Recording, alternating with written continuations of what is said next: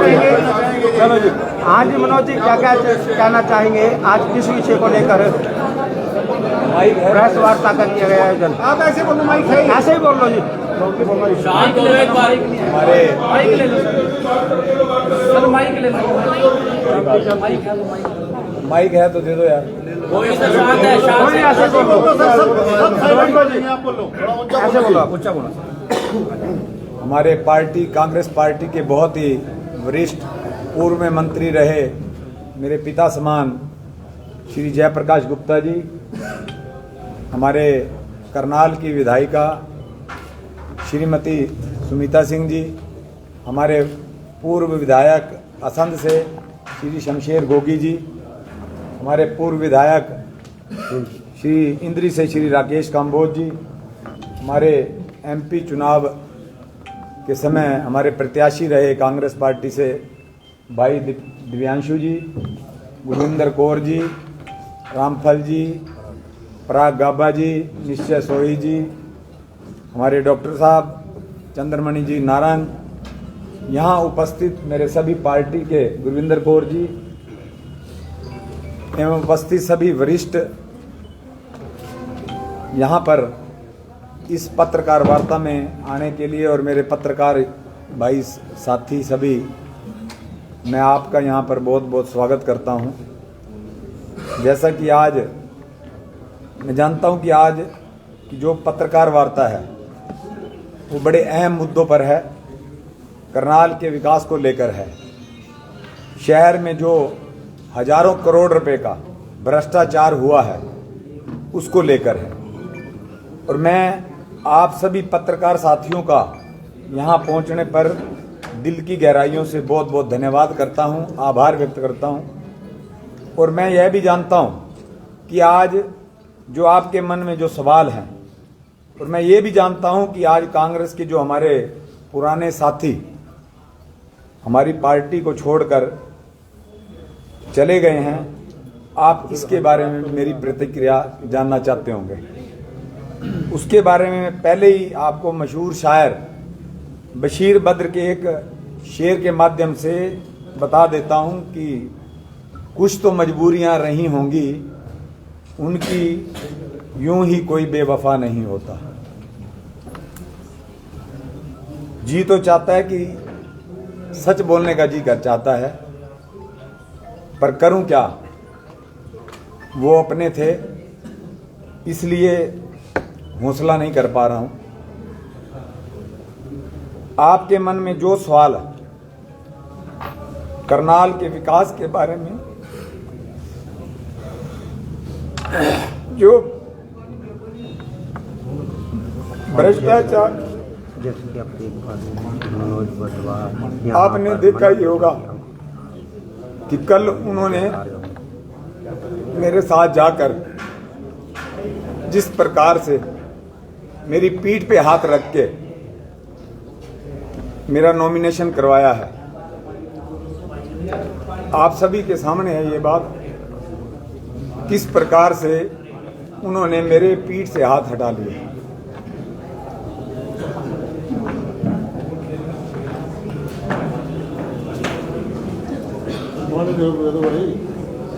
जो भ्रष्टाचार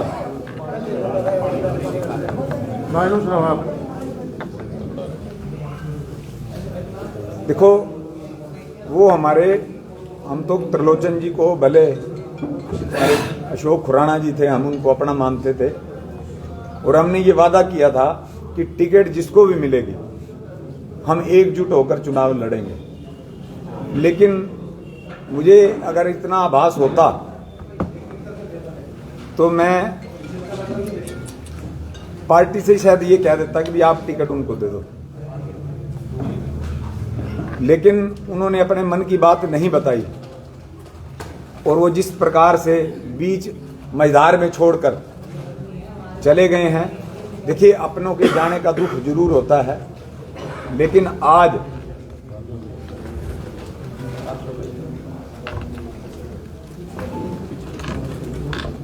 करनाल शहर के अंदर जब वो गए हैं, मेरे पास करनाल की जनता के हजारों फोन आए हैं करनाल जो मेरा परिवार है, उनके सभी के, उन्होंने एक ही बात कही है मुझे कि मनोज जी अगर वो चले गए हैं ना, तो आप इस बात की चिंता छोड़ दो कि वो चले गए हैं, इसी में ही भलाई थी, वो चले गए। करनाल का एक एक जन आपके लिए, जो हमारी करनाल की सरकार बननी है उसके लिए हम एक एक जन पूर जोर से हम चुनाव लड़ने का काम करेंगे।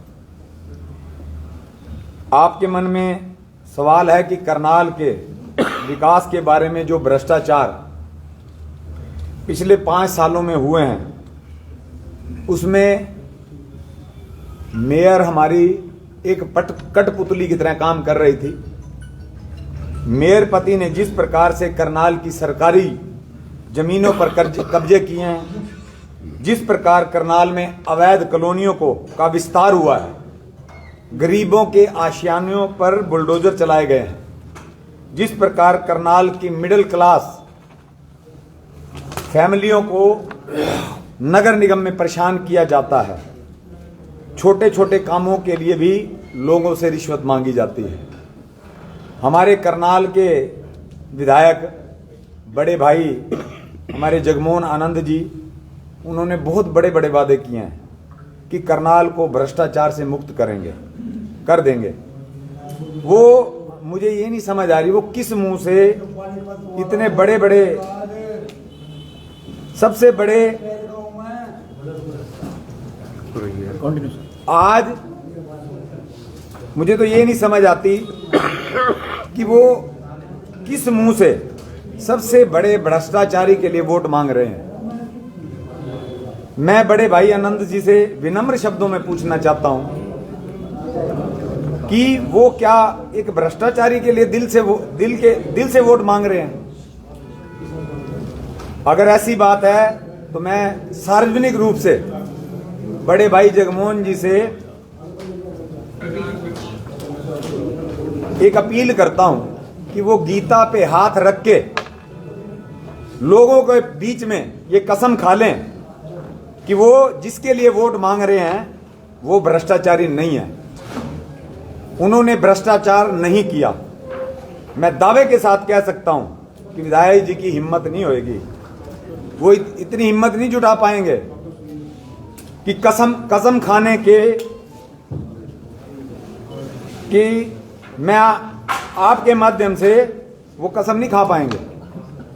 मैं आपके माध्यम से करनाल की जनता से अपील करना चाहता हूं कि आप अब की बार, आपके पास बड़ा सुनहरा मौका है इन भ्रष्टाचारियों से छुटकारा पाने का। मेरे पति का सपना है मनी और आपका, मेरा और हम सब का सपना है ग्रीन करनाल, क्लीन करनाल। इस सपने को पूरा करने के लिए हम सबको मिलकर मेहनत करनी पड़ेगी और अपने खूबसूरत करनाल को, जो आज इन भ्रष्टाचारियों के कारण त्राही माम कर रहा है, सड़क में खड्डे हैं या खड्डों में सड़क, शहर में ये तकरीबन रेड लाइटों से जो जाम की समस्या है, हम उसको दूर करने का काम करेंगे। करनाल को एक विश्व स्तरीय पेरिस की तर्ज पर सुंदर बनाने का काम करेंगे।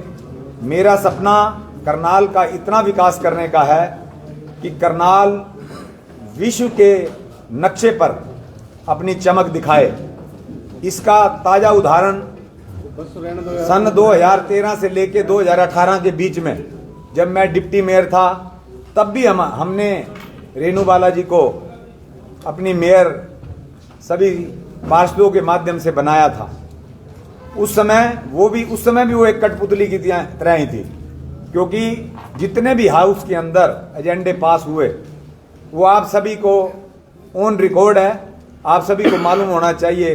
भले ओपन एयर जिम हो, जो कि आज एक पूरे हरियाणा की बात नहीं कर रहा हूं, मैं पूरे हिंदुस्तान की बात कर रहा हूं कि वो प्रोजेक्ट मैंने हाउस की मीटिंग के अंदर रखा और आज वो प्रोजेक्ट हरियाणा प्रदेश के, क्या हिंदुस्तान के गांव से लेके मेट्रोपॉलिटन सिटी तक में वो प्रोजेक्ट लगाए गए हैं। भले वाईफाई का प्रोजेक्ट हो, भले टाइल वाली सड़कें बनाने का प्रोजेक्ट हो, भले हुड्डा के जितने भी सेक्टर्स वो HSVP के अंडर थे, उनमें विकास नहीं हो पा रहा था। उनका ये कहना था कि हमारा डिपार्टमेंट 10,000 करोड़ के कर्जे में है, इसलिए हम विकास नहीं कर पा रहे हैं, पैसा नहीं है। उन सेक्टर्स को नगर निगम के अधीन करवाने का एजेंडा भी मैंने हाउस की मीटिंग के अंदर रखा था। तो आज हरियाणा प्रदेश के सभी सेक्टर्स निगम की राशि के माध्यम से विकसित हुए हैं। उसके बाद बहुत सारे ऐसे काम थे जो हमने करवाने का काम किया। आज एक विजन था उस समय, और अब भी करनाल को लेकर मेरा बहुत बड़ा विजन है, और उसका हम मैनिफेस्टो भी जल्दी ही हमारी पार्टी वो मैनिफेस्टो जारी करेगी। उसमें भी आपको करनाल में कितना बड़ा विकास होने जा रहा है, अगर करनाल की जनता हमें मेयर पद में मुझे बिठाती है, तो उसमें भी ऐसे ऐसे प्रोजेक्ट होंगे, विश्व स्तरीय प्रोजेक्ट होंगे जो हिंदुस्तान में अभी तक नहीं है। मैं इतना ही आज आपके बीच में अपनी बात रखना चाहता था। आप यहाँ पर इतनी भारी तादाद में आए, और आप ये देख लें, भले हमारे 2-4 साथी चले गए हैं, लेकिन आज पूरी कांग्रेस पार्टी, आप एक एक हमारे जो बड़े नेता यहाँ बैठे हैं, वरिष्ठ सभी पदाधिकारीगण यहाँ पे हैं, एकजुट होकर, इससे ये पता आपको शहर में पता लग जाएगा कि हम एकजुट होकर चुनाव लड़ने जा रहे हैं। और निश्चित तौर पे करनाल की सरकार वो कांग्रेस पार्टी की सरकार होगी।